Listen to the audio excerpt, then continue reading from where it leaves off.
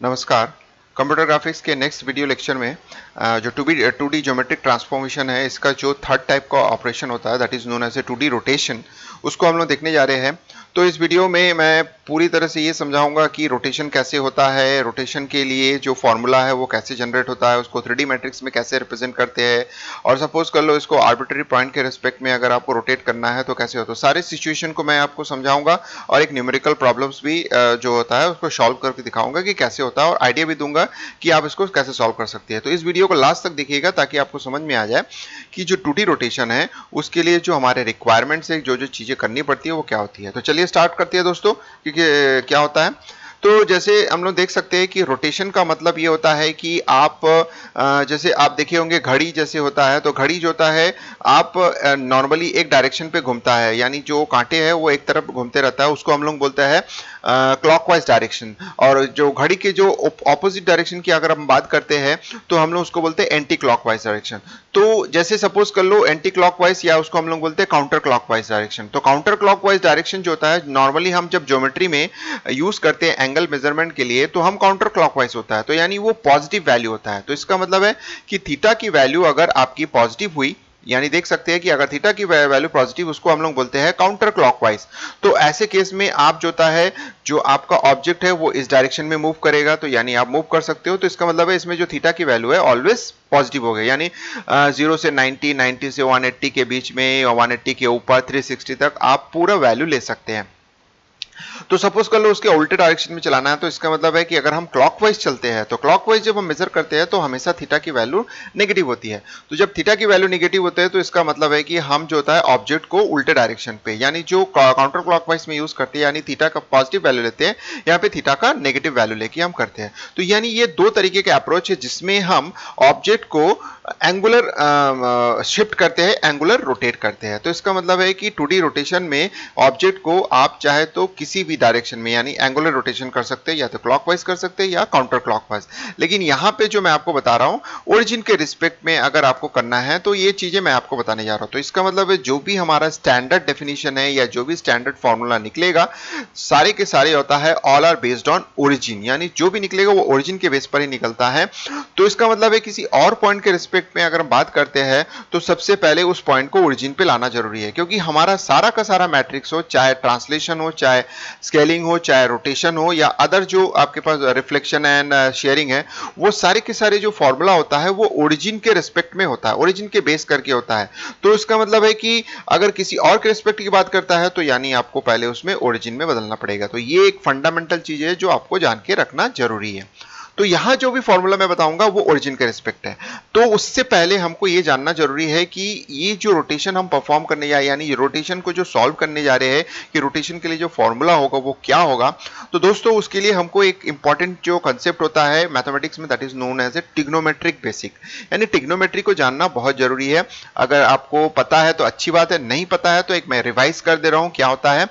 तो जनरली हम जब ट्रिग्नोमेट्री निकालते हैं तो उसके लिए हमारा एक ट्रायंगल लिया जाता है। तो वो ट्रायंगल का कंडीशन ये होता है कि वो 90 डिग्री का होना चाहिए। तो देखिए हमने यहाँ पे एक 90 डिग्री का यानी राइट एंगल ट्रायंगल हमने लिया है, और इनमें से हमारे पास बाकी जो बचे हुए दो साइड है, यानी ये जो दो एंगल है, इन दोनों एंगल में से किसी भी एक एंगल को हम थीटा ले सकते हैं, यानी दैट इज कॉल्ड एंगल। अब ये अगर किसी एक एंगल को यानी थीटा लेते हैं तो उस थीटा एंगल के जस्ट ऑपोजिट वाला जो साइड होता है, यानी ये जो साइड होता है, आप देख सकते हैं कि मैं अगर बात करूंगा तो ये वाला साइड, तो this side is known as an opposite side, इसको हम लोग बोलते हैं परपेंडिकुलर। तो दूसरा जो साइड होता है हमारा एडजेसेंट कहलाता है, यानी इसको हम लोग बेस भी बोलते हैं। तो किसी किसी इक्वेशन में आप परपेंडिकुलर बेस का यूज करते हो। यहाँ पे मैं जो फॉर्मूला में बता रहा हूँ ऑपोजिट, तो ऑपोजिट की जगह आप परपेंडिकुलर भी यूज कर सकते हो, बस नाम कोई भी चेंज कर सकते हो। आपको याद रखना चाहिए कि कौन सा परपेंडिकुलर है कौन सा बेस है, और ये हमेशा हाइपोटेनियस होता है, यानी राइट एंगल ट्रायंगल के जस्ट ऑपोजिट जो भी हमारा साइड होता है वो हमेशा हाइपोटेनियस होता है। अब आते हैं क्वेश्चन कि अगर मेरा ये वाला थीटा हुआ तो इसका मतलब है ये थीटा हुआ तो यानी ये परपेंडिकुलर हो जाएगा आपका, तो दिस इज आपका परपेंडिकुलर हो जाएगा। अगर ये परपेंडिकुलर हो जाएगा तो ये बेस हो जाएगा, तो यानी ऑपोजिट की जगह एडजेसेंट आ जाएगा, एडजेसेंट की जगह ऑपोजिट। तो आप चाहे तो किसी चीज को भी आप कैलकुलेट कर सकते, मतलब मेजर कर सकते हो, और किसी को भी आप ये कर सकते हो। तो इसको मैंने आपको समझाया किस तरह से, तो चलिए मैं इसको हटा देता हूं। अब इसके बाद जो होता है मैंने जो बताया यहाँ पे जो थीटा दिया हुआ है, you can see that this is your theta. So based on the theta angle, how to find out the formula? So this is your standard formula: sin theta is equal to opposite upon hypotenuse, cos theta is equal to adjacent upon hypotenuse. And this is not required, इसकी जरूरत नहीं है, इसको हम नहीं देखेंगे अभी फिलहाल. तो आ जाते हैं कम टू द पॉइंट कि ये वाला जो ट्रिग्नोमेट्रिक बेसिक है ये हमारे दिमाग में है. अब इसका यूज जो होता है हम अपने जो नेक्स्ट कैलकुलेशन है फर्दर उसमें हम करेंगे. तो सपोज कर लो हमारे पास एक एक्स वाई वैल्यू दिया हुआ है, जैसे लिखा हुआ है यहाँ देख सकते हो, this is your coordinate starting point. तो this point is going to be rotate with respect to origin. देखिए ये इंपॉर्टेंट है, ये आपके दिमाग में होना चाहिए कि जो भी मैं कैलकुलेशन कर रहा हूं वो ओरिजिन को बेस करके कर रहा हूं. So with respect to origin by theta angle अगर हम मूव करते हैं तो हमको नया पोजीशन मिलता है x dash and y dash. This is an x dash and y dash. So means that we know that the value of x and y की वैल्यू को हमको पता है, बट हमको x dash and y dash की value नहीं पता है. So how to find out this x dash and y dash value? तो उसके लिए हमको डेफिनेटली कुछ कैलकुलेशन करना पड़ेगा. तो हम शुरुआत करते हैं नोन चीजों से. नोन चीजें के मतलब होता है कि जैसे x dash आपको पता है और y dash आपको पता है. तो यहाँ पे जो मैंने आपको लिखा है x और सॉरी x dash नहीं, x और y आपको पता है. तो यहां जो मैंने लिखा है x और यहां जो मैंने लिखा y, ये दो वैल्यू आपको नोन है क्योंकि पहले से दिया हुआ है. तो x आपको समझ में आ रहा है, यानी इस पॉइंट का जो होता है x डायरेक्शन में, यानी x का जो एक्सपेंशन है, x का जो डिस्टेंस है, यानी हॉरिजॉन्टल डिस्टेंस जो होता है वो x है और वर्टिकल डिस्टेंस y है. तो इसका मतलब है x एंड y जो रिप्रेजेंट हुआ है वो इस तरह से रिप्रेजेंट हुआ है, इसलिए इसका वैल्यू का जो वैल्यू लिखा हुआ है इस पॉइंट का वो है xy. तो ये आपके पास पता है, x भी पता है, y भी पता है, और ये हमने मान लिया फाई, यानी हमारा इनिशियल एक एंगल है फाई, मान के चल रहे फाई है. और ये फाई जो होता है आपको कैलकुलेट, यानी ये फाई आपके पास गिवन है. तो फाई का यूज होगा कि नहीं बाद में देखेंगे. हमने एक ले लिया है, let this angle is going to be phi. So हमने एक फाई ले लिया है जो कि हमने माना है कि एक फाई एंगल है. अब देखेंगे कि अगर मैं इसको यूज करने जाता हूं तो according to the trigonometry value X and Y value यानी परपेंडिकुलर बेस अगर आपको पता है तो आप जो होता है हाइपोटेन्यूज का यूज करके निकाल सकते हो. तो यहां पे जो हाइपोटेन्यूज दिया हुआ है that is R. R means radius, क्योंकि जब भी हम किसी भी पॉइंट को एंगुलर मूवमेंट करते हैं तो इसका मतलब है वो सेंटर के रिस्पेक्ट पे उसका मूवमेंट होता है. तो सेंटर के रिस्पेक्ट में जब हम बात करते हैं इसका मतलब है कि हम सर्कुलर पाथ यूज करते हैं. तो सर्कुलर पाथ के लिए सबसे इंपॉर्टेंट होता है एक सेंटर पॉइंट और एक होता है रेडियस. सो ये जो है आपका रेडियस है, यानी इस पॉइंट का जो एक्स वाई पॉइंट है इसका ओरिजिन यानी जो सेंटर है उससे डिस्टेंस जो होता है वो रेडियस कहलाता है, उसको मैं मेजर कर रहा हूं आर से.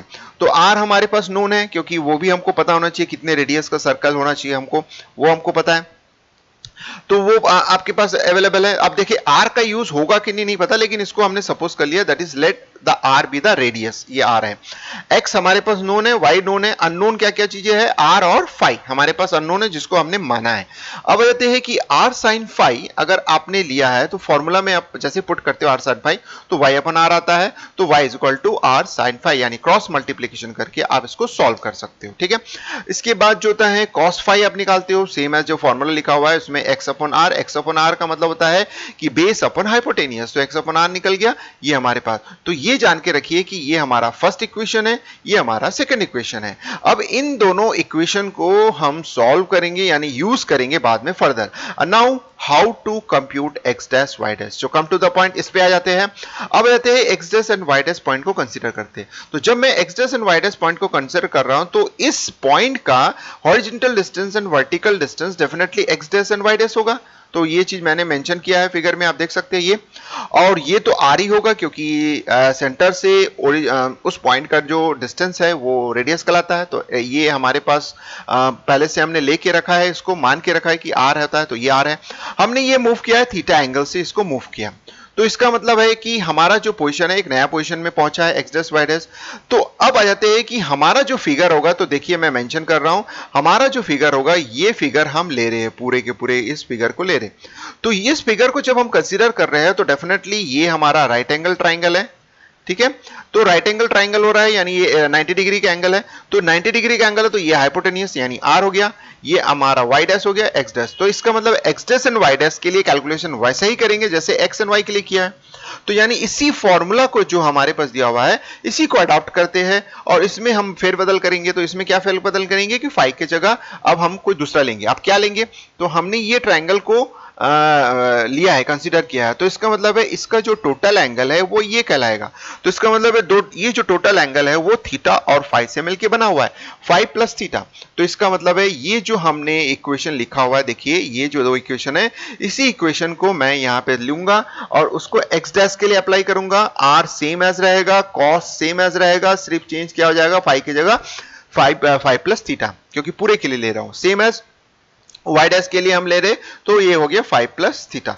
तो यानी बहुत सिंपल तरीके से हम कैलकुलेशन कर रहे हैं, all are based on trigonometry का हम यूज कर रहे हैं और उसको बेस करते हुए हमारा फॉर्मूला आगे जनरेट हो रहा है। तो कम टू द पॉइंट, एक देख लेते हैं क्या होता है। तो ये चीजें हमने निकाल लिया है, ये हमारे पास बेस फॉर्मूला है, देख सकते हैं। इसको अब हम कंसीडर करने जा रहे हैं। तो कंसीडर जब आप इसको सॉल्व करेंगे तो सबसे पहले हम इसको ले लेते हैं। तो जब मैंने इसको लिया तो मैं इसको सॉल्व करूंगा, तो ये हमको पता होना चाहिए फॉर्मूला क्या होता है। तो इसका जो फॉर्मूला होता है cos phi cos theta minus sine phi sine theta, ये आया। इसमें दोनों ही साइड में आपके पास जो था आर का मल्टीप्लीकेशन हो जाएगा, तो इसलिए हमने इसको ऐसे लिखा। अब ये जो आर कॉस फाई है, ऑलरेडी हमने ये फाइंड आउट करके रखा है, देखिए आर कॉस फाई यहां पे लिखा हुआ है। So that is going to be replaced by x, तो ये जो होता है x से रिप्रेजेंट हो जाएगा, तो इसलिए हमने इसको x से रिप्रेजेंट किया। Same as r sin phi जो होता है यहां पे शो हो रहा है, देख सकते हैं ये r sin फाई, और ये जो r sin फाई है that is going to be replaced by y, तो ये y से रिप्रेजेंट हो गया, तो इसलिए हमने इसको y से रिप्रेजेंट। तो इसका मतलब है कि हमारा जो फॉर्मूला आया वो है x dash is equal to x cos theta minus i sin theta, ये निकल गया। तो देखिए ना कहीं इसमें फाई है ना आर है, तो इसका मतलब है जो हमने मान के चला था वो हट गया ऑटोमेटिकली। तो सिर्फ हमारे पास क्या बचा, x y एंड थीटा बचा है। तो इसका मतलब है थीटा आपको पता है, x एंड y भी आपको पता है, तो x डैश आप निकाल सकते हैं। सेम एज y डैश का calculation sine phi plus theta का फॉर्मूला होता है साइन फाई कॉस थीटा और कॉस फाई साइन थीटा, ऐसा करके होता है। आपको याद होनी चाहिए वो सब फॉर्मूला जो होता है, उसको बेस करके जब मैं कर रहा हूं तो r sin फाई को y से रिप्लेस कर दिया, r cos फाई को हमने x से रिप्लेस कर दिया, तो y dash is equal to again जो y का भी फॉर्मूला, y डैश का जो फॉर्मूला होता है वो x y and cos theta के बेस पर होता है। तो इस तरह से देखा कि हमने दो चीजों को लेट करके चला, मान के चला, यानी थीटा और r हम सपोज करके चले, और वो जो चीजें है वो इक्वेशन में इंक्लूड नहीं है, शामिल नहीं है। तो इस तरह से आपने देखा कि हम एक रोटेशन अगर हम अप्लाई करते हैं, तो अगर कोई पॉइंट रोटेट होता है तो उसका नया पोजीशन x y जो स्टार्टिंग पोजीशन होता है उस वो वैल्यू और जितना हमने मूवमेंट किया वो उसके बेस पर आपका पूरा का पूरा फॉर्मूला डिपेंड होता है।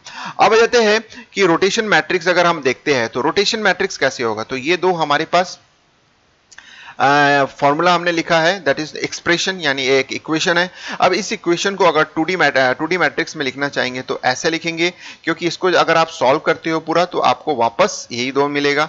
अब आते हैं कि इसको अगर हम 3D में रिप्रेजेंट करना चाहते हैं तो दिस इज द वे। तो फाइनली हमारा जो मेन टारगेट था कि हम एक रोटेशन मैट्रिक्स बनाना है, वो भी 3x3 rotation matrix. So this is the 3x3 rotation matrix, और इसको आप याद कर लीजिए क्योंकि यही आपका एप्लीकेबल होगा कि हर एक पोर्शन में जब हम अप्लाई करेंगे रोटेशन तो आप ये 3x3, तो 3x3 मैट्रिक्स में आता है cos theta minus sin theta 0, sin theta cos theta 0 and 0 0 1, और ये आपके पास एक्स वाई ये है। तो इसका मतलब है जो आप 2D में लिखिए उसको 3D में आप ऐसे लिख रहे हो। सो this is the 3D rotation 3D formula 3D matrix of rotation. अब नाउ न्यूमेरिकल्स हम देख लेते हैं। हमारे पास एक पहला न्यूमेरिकल दिया गया है, एक पॉइंट है 4 3 is related to counter clockwise. उसने बोला है कि काउंटर क्लॉकवाइज चलना है, यानी उल्टे डायरेक्शन पे चलना है, नॉट क्लॉकवाइज। तो काउंटर क्लॉकवाइज मतलब थीटा की वैल्यू पॉजिटिव होती है, तो इसका मतलब है आपको प्लस 45 डिग्री एंगल पे ही काम करना है और find the rotation matrix and resultant point. तो ये एक सिंपल सा फॉर्मूला है, इसको आप जो है अप्लाई कहां करेंगे, तो सीधी सीधी बात है जो प्रीवियसली आपको मैट्रिक्स बताया था, इस मैट्रिक्स में आप वैल्यू रखेंगे, cos 45 रखेंगे माइनस sin 45 रखेंगे और 0 रखेंगे, और x y जो 1 है इसकी जगह आप जो वैल्यू दिया हुआ है इस वैल्यू को रखेंगे 4 3, और उसको जब कैलकुलेट करेंगे तो उसको कैलकुलेशन आप इजीली कर लेंगे। तो इसके लिए आप जो है जो मैंने प्रीवियसली एक जो स्केलिंग वाला बताया था उसमें न्यूमेरिकल सॉल्व करके दिखाया हूं, उसको आप सॉल्व करेंगे तो इजीली इसमें आप सॉल्व कर सकते हैं। अब नेक्स्ट आ जाता है कि नेक्स्ट न्यूमेरिकल क्या दिया है। बहुत सिंपल सा न्यूमेरिकल नेक्स्ट दिया हुआ है कि find a matrix that represent rotation of an object by 30 degree about the origin. तो तो अबाउट द ओरिजिन का रिस्पेक्ट में बोल रहा है, तो इसका मतलब साफ साफ बोल रहा है कि किसी आर्बिट्रेरी पॉइंट के रिस्पेक्ट में नहीं बोल रहा है, अबाउट द ओरिजिन बोल रहा है। तो इसका मतलब है आप स्टैंडर्ड जो फॉर्मूला है उसमें डायरेक्ट अप्लाई करेंगे और आपको मिल जाएगा। तो इसमें बोला है कि आपका जो है कोई भी डायरेक्शन नहीं दिया हुआ है, चाहे तो आप इसको पॉजिटिव डायरेक्शन पे लेके कर सकते हैं यानी काउंटर क्लॉकवाइज, या नेगेटिव डायरेक्शन यानी -30 करके भी आप क्लॉकवाइज लेके आप आगे बढ़ सकते हैं। तो ये हो गया आपका जो है। अब सेकंड इसी में ही बोल रहा है कि what are the new coordinates of the point 2 4। तो इसका मतलब है आपको पहला वाला क्वेश्चन में लिखना है मैट्रिक्स, ओनली रोटेशन मैट्रिक्स लिखना है। अब दूसरे में उस रोटेशन मैट्रिक्स को आप अप्लाई करोगे इस पर्टिकुलर 2 एंड -4 में अप्लाई करोगे, तो आपका जो नया पोजीशन है वो बताना है। तो यानी क्वेश्चन 1 एंड 2 सेम है, सिर्फ यहाँ एक स्टेप ज्यादा है कि आपको एक रोटेशन मैट्रिक्स लिखना है। तो इस न्यूमेरिकल को आप सॉल्व कीजिए, कोई भी प्रॉब्लम आता तो आप मुझे पूछ सकते हैं, otherwise you can solve it, और हो सके तो आप मुझे मेल कर सकते हैं, मैं आपका चेक कर लूंगा कैसे होता है। अब जाते हैं कि रोटेशन के केस में ये बोल रहा है कि अगर सपोज कर लो हमने जो अभी बात किया है वो है सिंगल पॉइंट के लिए बात किया है, सपोज कर लो आपको मल्टी पॉइंट को अगर बेस करना है तो एक साथ ये कैसे परफॉर्म हो सकता है। तो उसके लिए बताया गया है कि how to rotate an object within multiple vertices, यानी कोई ऑब्जेक्ट है जिसमें मल्टीपल नंबर ऑफ वर्टाइसेस है, जैसे पॉलीगन हो गया या कुछ और हो गया, तो इन पॉलीगॉन्स को रोटेट करने के लिए कैसे होगा। तो इसके लिए सिंपल सी बात है, जैसे हम सिंगल पॉइंट के लिए अप्लाई करते हैं वैसा ही हम जो अप्लाई करेंगे ये रोटेशन जो होता है हम मल्टीपल पॉइंट्स के लिए अप्लाई करेंगे। तो कैसे होगा, तो रोटेट इंडिविजुअल वर्टाइसेस। सो जब आप इंडिविजुअल वर्टाइसेस को रोटेट करेंगे तो इसका मतलब है जो काम हम एक पॉइंट के लिए कर रहे हैं वही काम हम सभी पॉइंट के लिए करेंगे, यानी सभी पॉइंट के लिए हम रोटेशन अप्लाई करेंगे और जो नया वैल्यू मिलेगा उसको हम रीड्रॉ करेंगे। तो इस तरह से जब हम अप्लाई करेंगे तो थीटा एंगल पे रोटेट करने से आपका ऑब्जेक्ट देख सकते हैं कि कैसे रोटेट होगा, यानी किस तरह से रोटेट होगा आप देख सकते हैं।